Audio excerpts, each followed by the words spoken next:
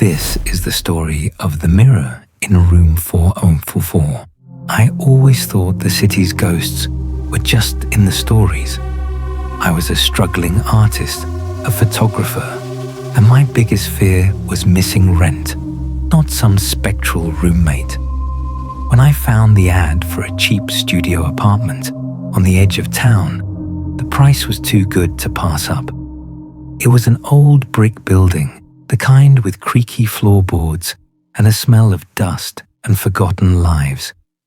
The landlord, a man with tired eyes and a perpetual stoop, said the only available unit was room 404. He mentioned it had been empty for a decade, something about bad vibes, but he just shrugged. I laughed it off. All I saw was the soft, late afternoon light streaming through the large window, perfect for my work. The room was completely bare except for one thing: a full-length vintage mirror, propped up in the far corner. It was old, its silvered surface cloudy and speckled with age. It looked like it had been left behind by 100 different tenants. I didn't bother to move it. It felt like part of the room's history. The first night, I was exhausted from hauling boxes. The city noise was a distant hum, and for the first time in months, I felt a sense of peace. I fell asleep to the rhythmic tapping of a loose drainpipe against the window pane. But then, I woke up, not with a start, but a slow, creeping awareness. The room was freezing, the kind of cold that sinks into your bones, and a low, guttural hum vibrated in the air. I found myself sitting on the floor in front of the mirror, my old Nikon camera gripped in my hands. The tripod was set up, and the camera was aimed at the glass. My heart hammered against my ribs. I hadn't moved it from the bag. I looked into the mirror, but the face looking back wasn't mine. It was a pale, gaunt face with hollow, sunken eyes and a wide, distorted smile that seemed to stretch from ear to ear. A thin black tongue lolled from its mouth. It was horrifying. I let out a choked gasp, dropping the camera.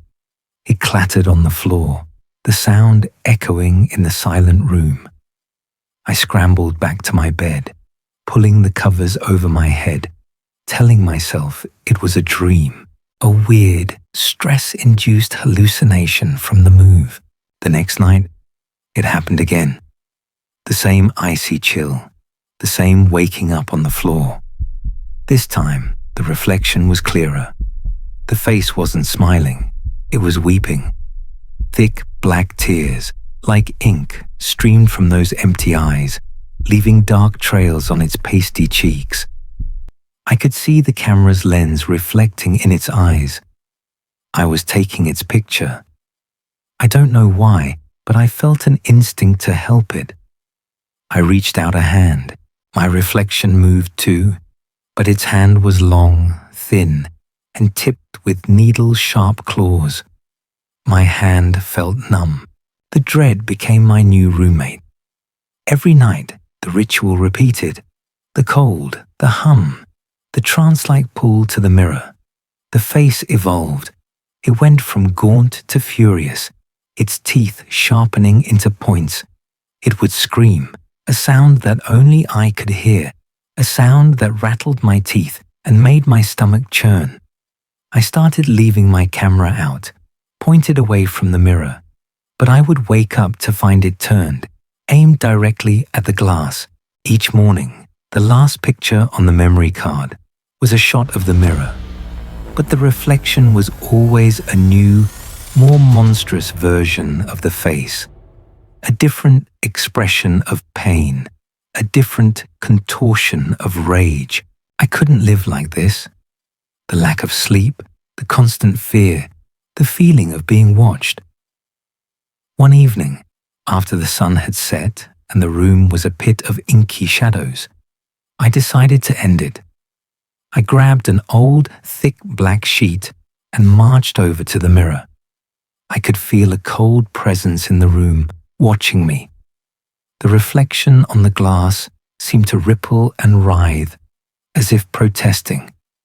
With shaking hands, I threw the sheet over it, wrapping the glass completely. The cold air vanished instantly. For the first time in a week, the room felt normal. I let out a long, shaky breath and went to bed. I even managed to sleep for a few hours. A small sound woke me, a soft tearing, like fabric being ripped.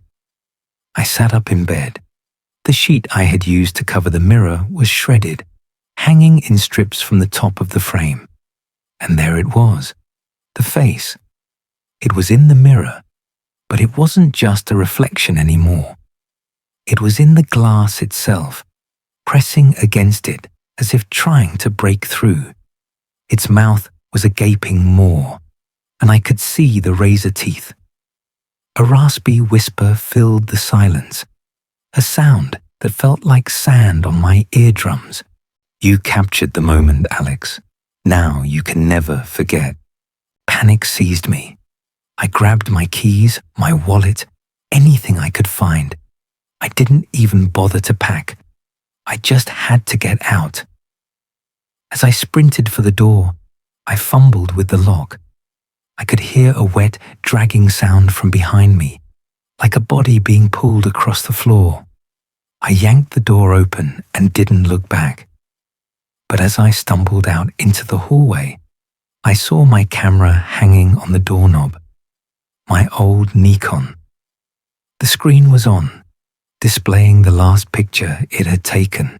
It was a shot of me, standing in front of the mirror, my face a mask of terror.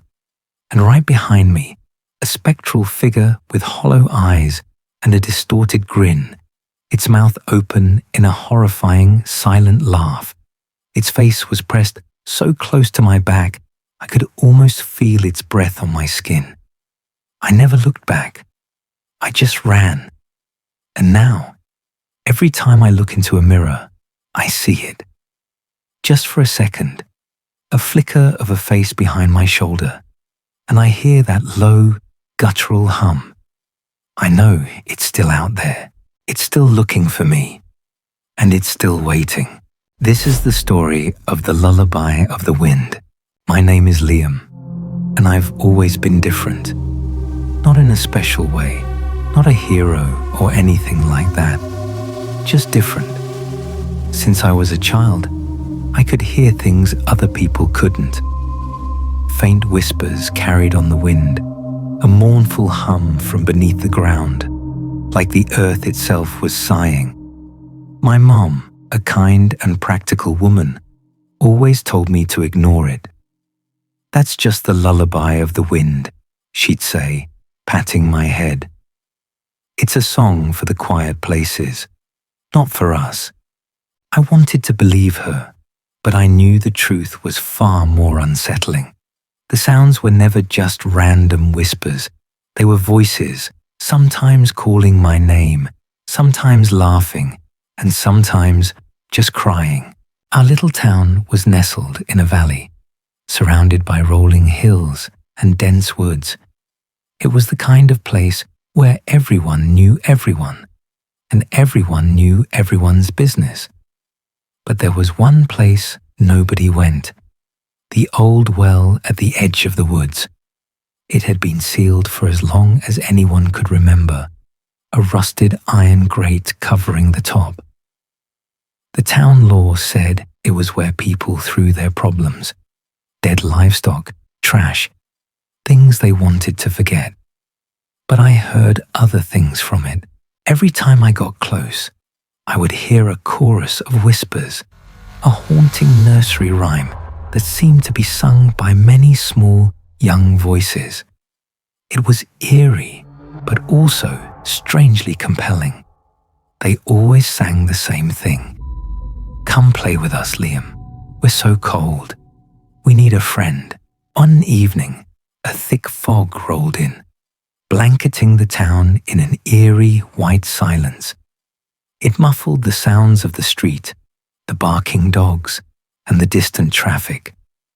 All I could hear was the wind, and within the wind, the voices from the well were louder than ever.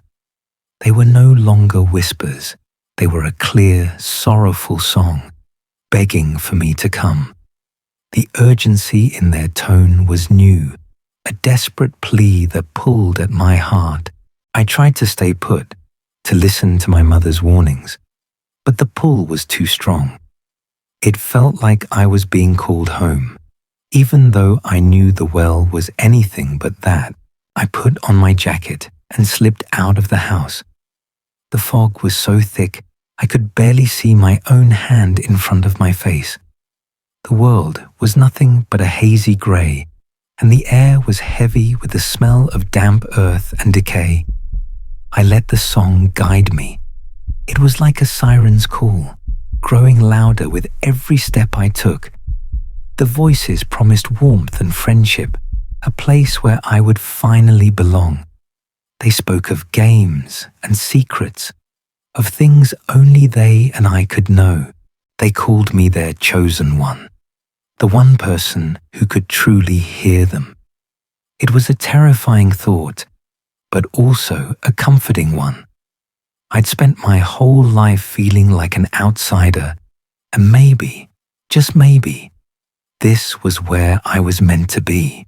The song led me to a break in the fence at the edge of town, and then into the woods. The trees, gnarled and ancient, were like ghostly sentinels in the fog. I could feel their presence, cold and unyielding. The well was just ahead. I could see its dark, cylindrical shape looming in the haze, the rusted grate like a toothless grin. The singing stopped. There was only silence, a heavy, expectant silence that made the hairs on my arms stand up. I felt a pang of fear, but the voices from the well returned. This time, a single, clear voice. "Look down, Liam. We have a gift for you." I knelt and peered through the rusted grate. The water below was black and still, reflecting nothing. Then, a small, faded object drifted to the surface. It was a child's toy boat, painted blue and white, its sails tattered and torn. It looked so innocent, so out of place in this dark, silent void. As I watched, the toy boat began to spin slowly, picking up speed, creating tiny ripples on the dark surface. Then I heard it. A single, high-pitched giggle from below. It wasn't the sweet sound of a child. It was a cold, inhuman sound, full of malice and glee. The voices returned, no longer singing a nursery rhyme. They were laughing now, a terrifying chorus of giggles and whispers. "We're not cold, Liam," one said, a chillingly clear voice. "We're so very lonely. You can change that." Another voice, younger and more shrill, added, "We want to play a game. The one who falls into the water first wins." I scrambled back, my heart pounding in my ears. I realized then that they weren't the lost souls of children. They were something else entirely, something ancient and malevolent, trapped in the well, and they wanted out. I stumbled to my feet and turned to run. But as I did, the wind picked up with a sudden, violent force. It wasn't a natural wind. It was a concentrated gust, swirling around me, trapping me in its cold embrace. The giggling intensified, a cacophony of evil laughter. It felt like 100 tiny hands were pushing me, 100 unseen forces pressing in. The wind was no longer the lullaby of 1,000 forgotten sorrows. It was a hungry, living thing. It pushed me closer to the well, my feet slipping on the slick, muddy ground. I reached out, my fingers scraping against the rough bark of a tree, but I couldn't get a solid grip. The laughter was now a frenzied roar, a chorus of delighted screams. "Come play, Liam! Join us!" they shrieked, I looked down at the well again, and in the black water, I saw something that made my blood run cold. Dozens of pale skeletal hands, impossibly thin and long, were rising from the depths. They were not reaching for me, not yet. They were caressing the toy boat, playing with it as if it were a new, delightful toy. Their bony fingers were tangled in its tiny rigging, pulling at the sails. I saw a flash of white, a tiny pale face just below the surface, its eyes two dark, empty holes, a little girl. And behind her, more faces, more hands, all of them staring at me, their mouths opening in silent, desperate pleas. We're so lonely. Come play. The wind pushed me harder, and I knew I couldn't fight it anymore. I was going to fall. The ground gave way beneath my feet, and I tumbled forward, the black water rushing up to meet me. Just as I was about to plunge in, a hand grabbed my arm. It was my mother. She had followed me, her face pale with fear, her eyes wide with a horror I couldn't comprehend. She saw something I didn't see. With a superhuman strength, she pulled me back, yanking me away from the edge. The moment I was clear, the wind died down, and the terrible laughter from the well ceased. Silence returned, broken only by our ragged breaths.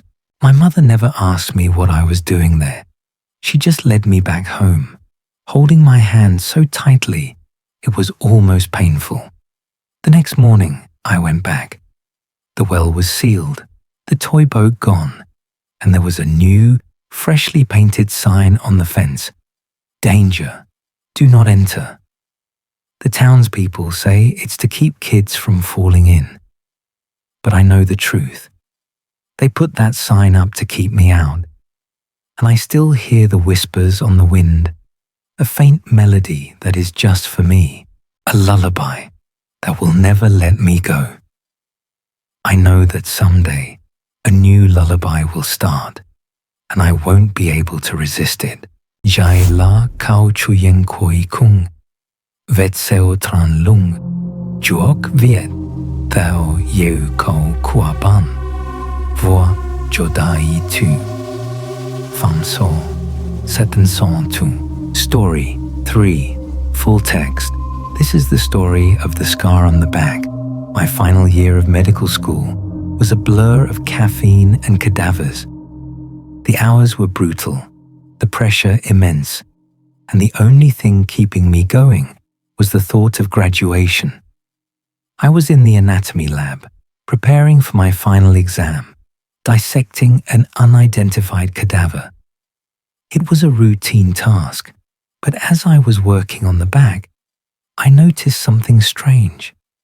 A peculiar, spiral-shaped scar, about the size of a coin, just below the shoulder blade. It was a deep, dark red, and it looked ancient, as if it had been there for centuries. Yet, when I touched it, it felt fresh, almost tender, as if it had been created just yesterday. I wrote it off as a rare dermatological condition and continued my work. My notes simply mentioned anomalous spiral scar. I was so focused on my studies, I didn't give it another thought. A few days later, I felt a sharp, persistent ache in my back. It was a dull, throbbing pain that wouldn't go away. I figured it was just muscle strain from hunching over textbooks for 18 hours a day. But that evening, while getting ready for bed, I caught a glimpse of my back in the mirror. My heart stopped. Just below my left shoulder blade, there was a small, reddish mark. It was identical in shape to the spiral scar I had seen on the cadaver. A perfect, miniature copy. I was startled, but I told myself it was just a coincidence. A bruise, maybe, or a rash from stress. I applied some lotion and tried to forget about it, but the pain didn't go away. It grew worse, becoming a hot, fiery sensation that burned beneath my skin. And the mark on my back began to grow. It wasn't a fast change. It was a slow, creeping expansion. Each day the spiral got a little bigger, a little redder, the lines of the helix becoming more defined. It was as if something was being drawn onto my flesh from the inside out. I started having trouble sleeping. The pain would keep me awake, and when I did manage to drift off, I was haunted by dreams of a tall, gaunt figure standing behind me. Its face was a blur, but I could feel its gaze on my back, a cold, clinical stare. I would wake up in a cold sweat, the phantom feeling of long, thin fingers tracing the shape of the scar on my skin. The fear was a creeping dread that seeped into every aspect of my life.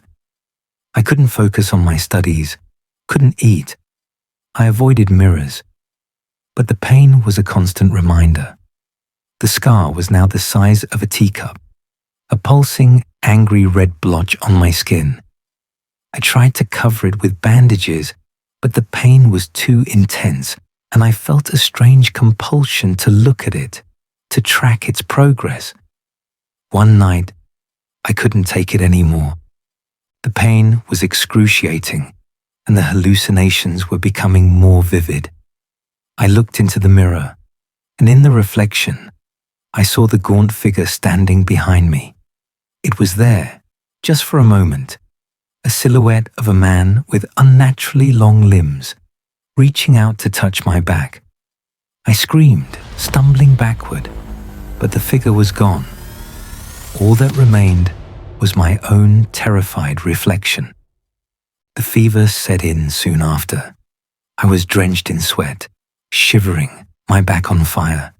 I collapsed onto my bed, a deep primal fear gripping me. The pain was beyond anything I had ever felt. It felt like my skin was being stretched and pulled, as if something was trying to tear its way out. I stumbled to the bathroom, desperate for a cold towel. I looked in the mirror, and the sight that greeted me was a waking nightmare. The spiral scar on my back was now massive, covering almost the entire surface. The color was a deep, bruised purple, and the lines of the helix were pulsing with a faint internal light. From the center of the spiral, dozens of bony, pale fingers were reaching out. They weren't just a part of the scar. They were protruding from my flesh, writhing and twisting like worms. They were attached to my body, but they were not mine. They were thin and gnarled, tipped with black, dirt-caked fingernails. The sight was so horrifying, I couldn't breathe. And then I heard it, a cold, dry whisper, a sound like dead leaves rustling. The gaunt figure from my hallucinations was standing directly behind me, its face now clear.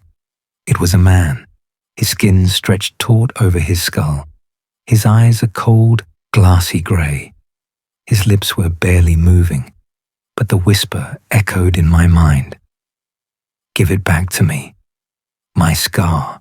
It all clicked. The cadaver wasn't just a corpse. It was a vessel, a temporary host for something. The spiral scar wasn't a birthmark or a condition. It was a seal, a lock on a door. And by dissecting the body, by disturbing that ancient mark, I had unknowingly broken the lock. I had become the new host, the new vessel. The man was a spirit, a being of pure malevolence, who had been trapped in that body for what felt like an eternity. And now he was free, and he wanted his scar back. He wasn't taking it back. He was simply taking my body. I fell to my knees, the pain and terror overwhelming me. The gaunt man's hand reached out, not to touch me, but to simply pass through me, directly into my chest. I felt an ice-cold void where my heart should be. My consciousness began to fade, a slow, agonizing slide into darkness. I could feel my own self being pushed aside, replaced by a cold, ancient presence. The next day, my classmates found me in my room, unconscious. The large, pulsing spiral scar on my back was gone. In its place, however, were hundreds of tiny, fresh scratches, all arranged in the same spiral pattern, as if someone had drawn them with a compass and a very sharp needle. I woke up in the hospital, my memory of the previous night a terrifying, jumbled mess. The doctors couldn't explain the scratches or the fever. They just called it a psychological breakdown. But I know the truth. I survived. But I didn't win. The spirit is gone. But it didn't leave empty-handed. It took a piece of me with it, a part of my soul. And now, every time I look in the mirror, I see the tiny spiral scratches, a constant reminder. And sometimes, late at night, I feel a prickling sensation on my back, as if a million tiny needles are tracing the shape of a new scar.